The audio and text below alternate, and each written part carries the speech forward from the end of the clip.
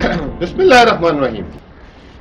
जैसा कि आपको पता है कि सिंध हुकूमत ने वन साइडेड लॉकडाउन लगा के पूरे पाकिस्तान को हैरान कर दिया। ना सिर्फ पूरे पाकिस्तान को हैरान कर दिया, वफाकी हुकूमत को हैरान कर दिया, NCOC को हैरान कर दिया। उससे ज़्यादा जो है मकामी जो सिंध की आबादी और कराची की आबादी है, उनको ज़रा सा भी वक्त नहीं दिया कि वो जो है, अगर कोई दुकानदार है तो वो किस तरह तैयारी कर ले, एक अगर आम शख्स है घर में बैठा है वो किस तरह तैयारी कर ले इस लॉकडाउन से निपटने के लिए। और तमाम लोगों को जो है 24 घंटे से भी कम वक्त देकर जो है एक तरीके से घर में हाउस अरेस्ट, मैं कहूँगा लॉकडाउन नहीं, हाउस अरेस्ट कराने की कोशिश की गई।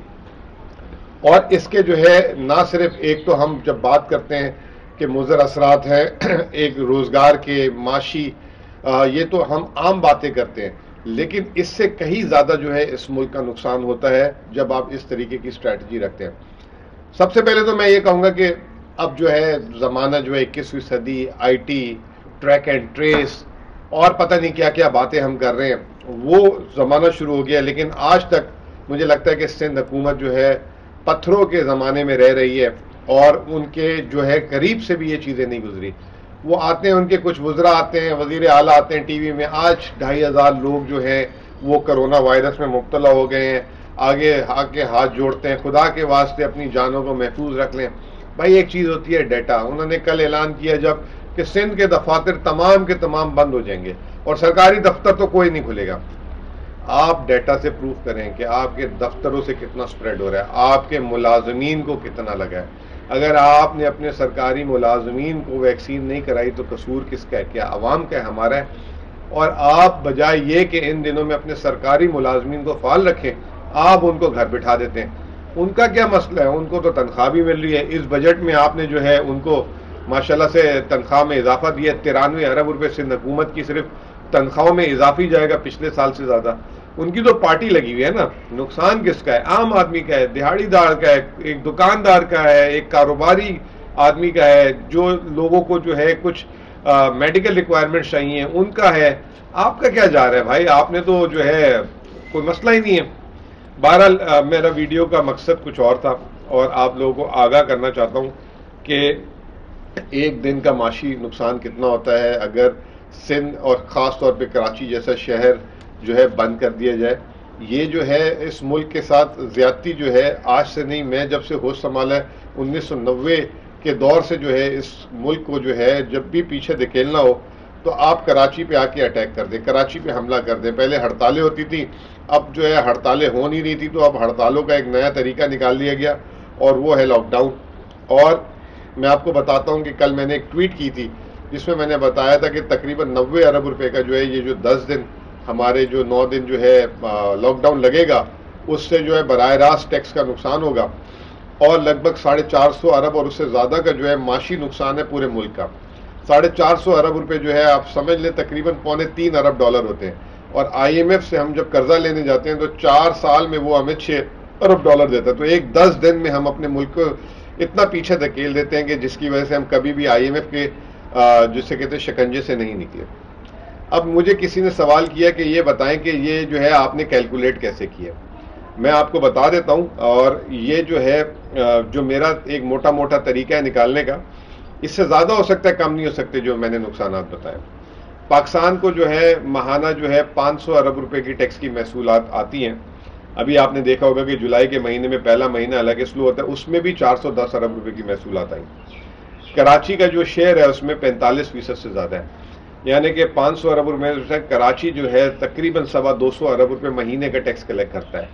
9 दिन जो है लॉकडाउन हुआ है, समझ लें कि आप 10 दिन समझ लें कि 1/3 जो महीना पूरा जब बंद होगा तो कराची, और 22 वर्किंग डे होते हैं महीने में, तो रोज़ाना का 10 अरब रुपए का टैक्स कलेक्ट करके हुकूमत पाकिस्तान को देता है।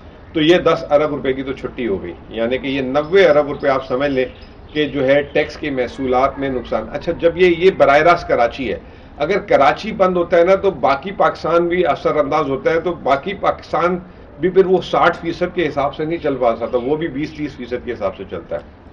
तो ये तो हो गया टैक्स का। आप नुकसान देख लें कि 90 अरब रुपए जो है, सोचें कि आप टैक्स 90 अरब रुपए से कितने आप जो है हुकूमत तरक्याती स्कीम्स चला सकती थी, कितने ज़्यादा जो है جو ہے اسکولز کالجز احساس پروگرام جس میں جو ہے 1 کروڑ سے زیادہ لوگوں کی کفالت ہوتی ہے، اس میں پورے سال میں جو ہے حکومت نے 260 ارب روپے رکھے ہوئے ہیں، تو سمجھیں گے 100 ارب روپے عام آدمی کی مدد ہو سکتی تھی، لیکن ہماری سندھ حکومت نے 25 اموات کے نمبر کو اٹھا کے 2500 کے نمبر اپنی نااہلی کو ثابت کیا اور انہوں نے اٹھا کے سب کچھ بند کر دیا۔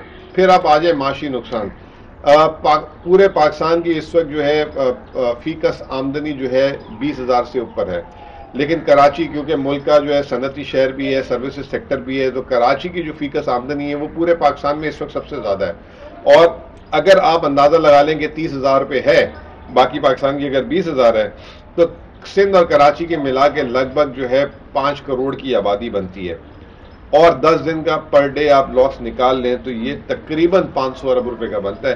یہ تو میں ذرا سے کھلے دل سے، یہ پھر دیسی طریقہ ہے، حالانکہ اس سے کہیں زیادہ کی کراچی میں صرف معاشی سرگرمیاں ہوتی ہیں، تو 500 ارب روپے 10 دن کا نقصان، 9 دن کا 450 ارب روپے، جیسے میں نے آپ لوگوں کو کل بتایا تھا۔ ایک اور طریقہ ہے اس کو دیکھنے کا، وہ یہ ہے کہ پورے پاکستان کی جو معاشی جسے کہتے ہیں، وہ جسے شرح نمو کہتے ہیں، جی ڈی پی، وہ جو ہے شرح نمو نہیں، جی ڈی پی کا جو حجم ہے وہ 330 ارب ڈالر ہے، اور کہا یہ جاتا ہے کہ لگ بھگ 33 سے 38% کے درمیان پورے ملک کی جو جی ڈی پی ہے اس میں جو حصہ دار ہے وہ کراچی ہے۔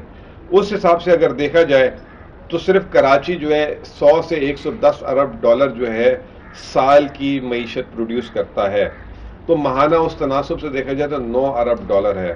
9 ارب ڈالر کو اگر آپ 3 سے تقسیم کر لیں، کیونکہ 10 دن میں جیسے کہہ رہا ہوں 1/3 مہینہ، تو یہ بھی 3 ارب ڈالر بنتا ہے، تو یہ بھی جا کے اس حساب سے بھی اگر آپ دیکھ لیں تو 484 ارب روپے بنتا ہے۔ سوال یہ پیدا ہوتا ہے کہ یہ جو اربوں روپے کا جو معاشی نقصان ہے اس کا ذمہ دار کون ہے؟ آپ سوال یہ پیدا ہوتا ہے کہ سندھ حکومت کے پاس ایسا کون سا ڈیٹا تھا جس پہ انہوں نے سرکاری دفتر بند کیے؟ سندھ حکومت نے ابھی تک ہمیں کیوں نہیں بتایا کہ کراچی میں کون سے ایپی سینٹرز ہیں جہاں سے کرونا وائرس آ رہا ہے؟ سوال یہ پیدا ہوتا ہے کہ یہ وفاق سے ہٹ کے انہوں نے فیصلہ کیوں لیا؟ سوال یہ پیدا ہوتا ہے کہ ہر عام آدمی کو ٹائم کیوں نہیں دیا انہوں نے یہ چیز پہ؟ یہ ایک دم اوپر سے عثمانی سلطانی لا کے انہوں نے کیوں ہم پہ نازل کی؟ ان تمام سوالوں کے جوابات میرے پاس تو نہیں ہیں، میں آپ لوگ کو درخواست کروں گا کہ آپ سوال کریں، کیا پتہ آپ کو جواب مل جائے۔ بہت بہت شکریہ۔